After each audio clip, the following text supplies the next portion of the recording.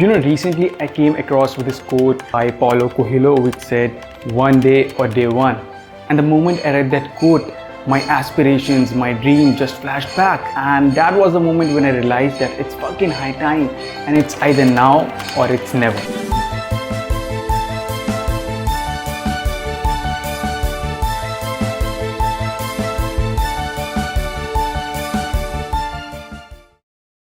I've always been a creative human, but I've also been a procrastinator, that too a big one. I always used to think that if I have a particular thing, then only I can be good at a specific field.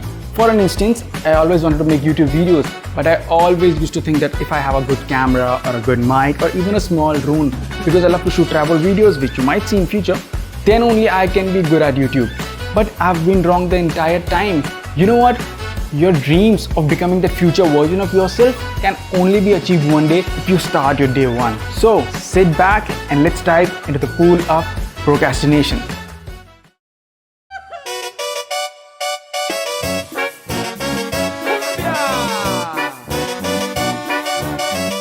We've all been there, right? We have a deadline looming, but Netflix and Instagram seems way more appealing. But today I'm gonna tell you how I'm trying and slowly getting out of this procrastination trap. But first things first, why do you procrastinate? Whether it be a fear of failure, lack of discipline, lack of motivation, scared of society, what people would think of you, or just same old laziness.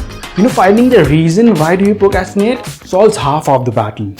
So the first thing which I inculcated in my daily routine was to organize my tasks by creating a to-do list, or my personal favorite, making sticky notes kind of a thing and placing them at a place where it's at my constant angle of view so that I never miss them.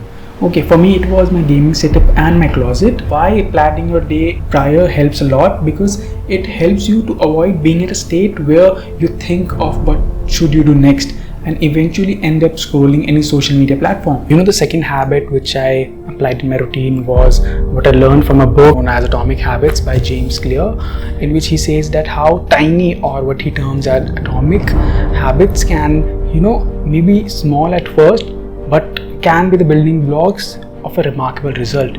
So the small habit which I introduced in my life was a 2-minute rule.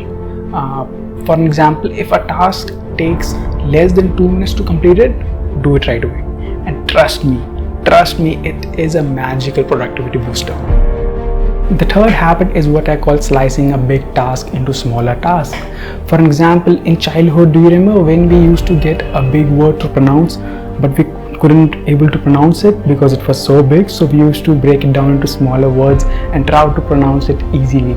Likewise, big tasks can be intimidating at first, but breaking them down into smaller chunks can be a real lifesaver.